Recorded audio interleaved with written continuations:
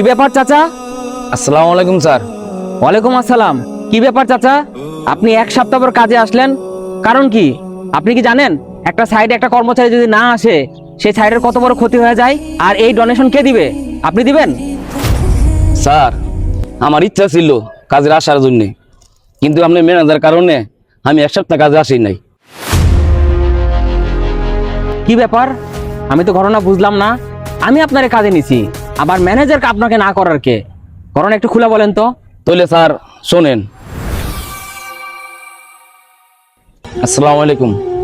ওয়ালাইকুম সালাম। আমি এখানে আসছি আধা ঘন্টা হয়ে গেল, তোমার পাইলাম না কেন? স্যার, আমি তো নামাজ পড়তে গেছিলাম। তুমি 5 বেলা নামাজ পড়তে গেলে আমার কাজের কত ক্ষতি তুমি জানো? স্যার, আমি তো কাজ ক্ষতি করে যাই, আমি নামাজ পড়তে যাই না স্যার, আমি কাজ করেই যাই। তোমার আর কাজে আসার কোনো প্রয়োজন নাই। স্যার, নামাজের জন্য যদি কাজ চলেও জায়গা স্যার, আমার কিছু করার নাই। শুনলেন তো স্যার, আমি নামাজ চলে নাকি কাজের ক্ষতি হয়, এই কারণে আমার ম্যানেজারে বের করে দিছে। কি বলেন চাচা, আপনি এই কথা আমার আগে বলতে পারলেন না? আপনি আমার ম্যানেজারের কথা শুই না এক সপ্তাহ কাজ মিস দিলেন, আপনি আমাকে বলতে পারতেন। ওই রকম বেনামাজি ম্যানেজার আমার তো প্রয়োজন নাই।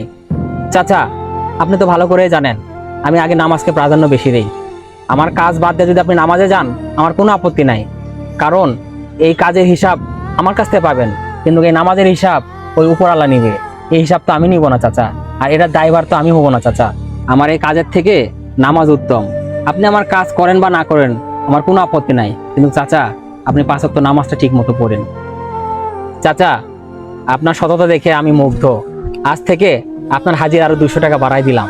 আর শোনেন, সবাই যেন এই কাজের ফাঁকে ফাঁকে নামাজটা ঠিক মতো পড়ে চাচা।